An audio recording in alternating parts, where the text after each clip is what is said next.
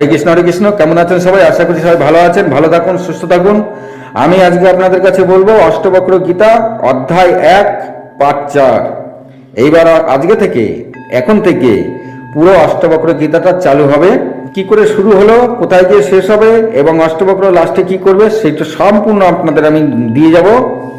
আজ থেকে শুরু হলো অষ্টবক্র গীতা অধ্যায় 1 পাঠ 4। চলুন শুরু করি।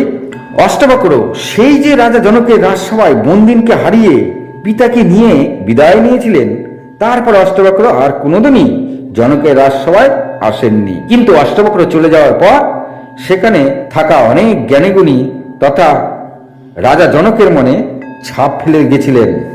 রাজা জনক অনেক সময় ওই বালক অষ্টবক্রকে চিন্তা করতেন। এতটুকু বালক আর তার এত জ্ঞান, এত মেধা, যা অনন্ত অসীম, সে কোনো সাধারণ বালক নন। বেশ কিছু কাল কেটে গেছে। তিনি ঠিক করলেন তিনি অষ্টবক্রকে নিজের গুরু হিসাবে তার কাছেই রেখে দেবেন। তারপর তিনি সোজা অষ্টবক্রের আশ্রমের দিকে আসতে থাকলেন। পথেই তিনি অষ্টবক্রকে স্নান করতে দেখলেন। অষ্টবক্র তখন স্নান করে আচমন করছিলেন। তিনি ঘোড়া থেকে নেমে অষ্টবক্রকে নমস্কার দিয়ে বললেন, হে কৌশিকী ব্রাহ্মণ, আপনি আমাকে আপনার শিষ্য করে নিন। আমার মনে অনেক প্রশ্ন, আমি তার সমাধান চাই। তখন অষ্টবক্র নাই। যখন রাজা জনক অষ্টবক্রের কাছে গেলেন তখন কিন্তু অষ্টবক্রের সেই তেরাবাঁকা শরীর আর নেই। তিনি এখন সুন্দর যুবক, তার শরীরের কোনো ব্যাকাতারা ভাব নেই, সুন্দর চেহারার যুবক। তিনি বললেন, নিশ্চয় রাজন, আপনি আগে আমার আশ্রমে আসুন। তখন রাজা জনক ও অষ্টবক্র আশ্রমে এলেন। সেখানে কহর ও সুজাতা ভারী খুশি হলেন যে রাজা জনক তার পুত্র কৌশিককে নিজের গুরু বানাক করতে চান। সেই অনুসারে দিন ঠিক করা হলো। মাতা সুজাতা ভাবলেন আর সংসারে অভাব থাকবে না। আর কহরও আজ্ঞা দিয়ে দিলেন। যথারীতি সব ঠিক করে রেখে রাজা জনক সেখান থেকে এসে নির্ধারিত দিনে নিজের রাজমহলকে সুন্দর করে সাজিয়ে দিলেন। আর অষ্টবক্র যেখানে বসাবেন সেই সিংহাসনকে এক অতি সুন্দর আসনে পরিণত করলেন। সাজ রব চারিদিকে সবাই জানতে পারলেন সেখানে আজ অষ্টবক্র আসবেন। খুবই আনন্দ উচ্ছ্বাস শুরু হলো। যথারীতি অষ্টবক্র এলেন। তাকে সবাই নানাবিধ সৎকার বন্দনা করতে থাকলেন এবং তাকে সুন্দর করে নিচে ফুল ছিটিয়ে নিয়ে আসতে থাকলেন। তখন রাজা জনক তাকে ওই উঁচু যে আসন অষ্টবক্রের জন্য বানিয়েছিলেন সেই আসনে তাকে বসতে দিলেন।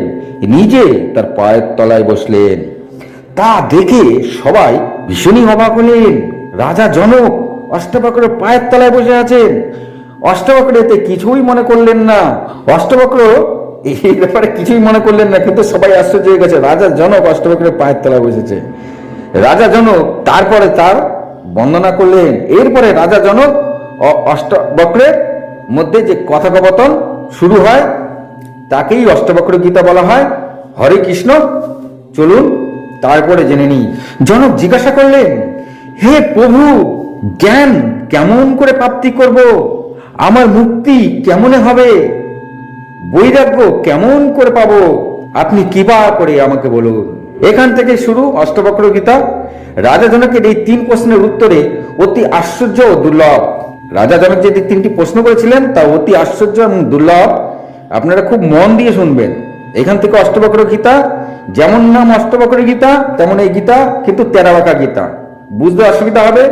তা রাজা জনকের 3টি প্রশ্ন ছিল, জ্ঞান কেমন করে প্রাপ্তি করব, আমার মুক্তি কেমন করে হবে, বৈরাগ্য কেমন করে পাবো। নমস্কার, চলুন শুরু করি।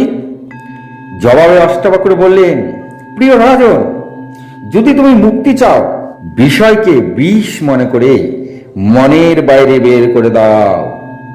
অর্থাৎ যে কোনো বস্তু, প্রাণী, উদ্ভিদ, এই বিশ্বজগৎ, ধনরত্ন, সুখ দুঃখ, হাসি কান্না, ভালো মন্দ, এমন সব কিছু, তারপরে মোক্ষ মুক্তি, কোনো কিছুকে না চাওয়া বা না পাওয়ার আকাঙ্ক্ষা যদি থাকে তাকে বিষ মনে করে মনের বাইরে বার করে দাও।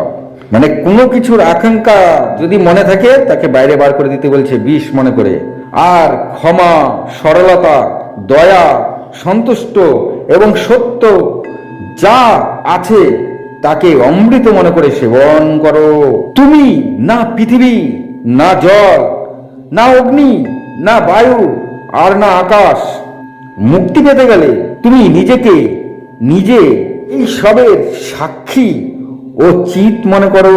যদি তুমি শরীরকে আলাদা ভেবে নিজের অন্তরে চিৎ স্বরূপ আত্মার মধ্যে নিজেকে সম্পূর্ণ চিৎ স্বরূপ মনে করে সেখানে স্থির থাকো, তবে এখনই তুমি সুখী, শান্ত এবং সমস্ত বন্ধন থেকে মুক্তি পেয়ে যাবে। অর্থাৎ এক কথায় তুমি কিছুই না, যা কিছু সবই শরীর, আর শরীর সবকিছুর সাক্ষী স্বরূপ, কিন্তু তুমি নও। তোমার সমস্ত কিছু পরিচালনা করে মন, তোমাকে না। তোমার সমস্ত আসক্তি কারণ তোমার মন, তুমি নও। মনকে শান্ত করে তুমি তোমার মধ্যে স্থির হয়ে যাও। তুমি না ব্রাহ্মণ, না ব্রহ্মচার্য, না চার আশ্রম, আর না তুমি দৃশ্য। অর্থাৎ আমরা সবাই ভাবি আমরা একে অপরকে দেখতে পাচ্ছি, এই জগৎ সংসারকে দেখতে পাচ্ছি। আসলে এই সবই ভ্রম বা মায়া। আসলে আমরা একে অপরের উপরে শরীরের চামড়াটাই দেখতে পাচ্ছি, আমাকে নয়। আমরা যখন নিজের দিকে দেখি, আমরা কি দেখি? নিজের শরীর দেখি, আমাকে নয়। এখান থেকে একটা দারুণ জ্ঞান পেলাম প্রিয় সনাতনী ভাই বোনেরা, খুব মন দিয়ে শুনবেন। শ্বেতকেতুর কথায় আমরা আগেই পেয়েছিলাম একটা ছোট্ট বীজ, পুরো একটা বটগাছের তত্ত্ব তার মধ্যে বর্তমান থাকে।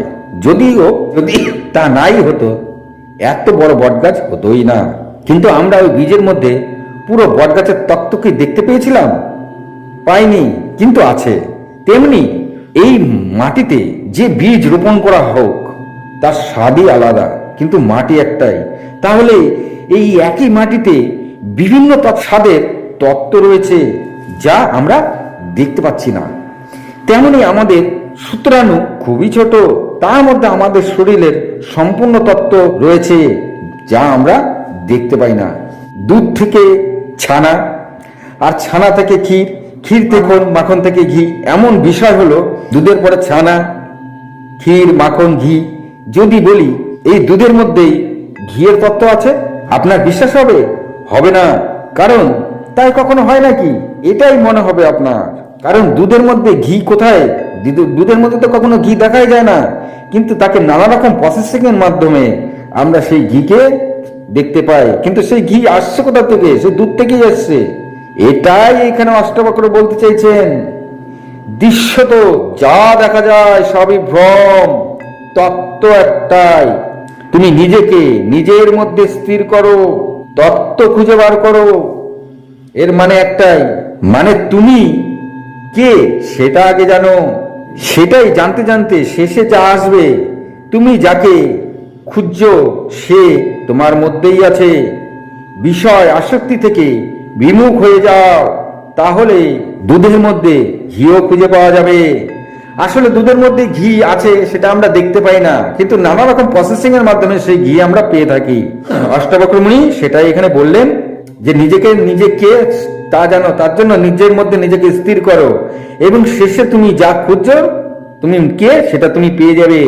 ঠিক দুধের মধ্যে যেমন ঘি আছে, তখন তুমি দুধের মধ্যেও ঘিকে দেখতে পাবে। আজ এই পর্যন্তই। ভালো লাগলে লাইক, কমেন্ট, শেয়ার করুন। ভালো থাকুন, সুস্থ থাকুন। নমস্কার।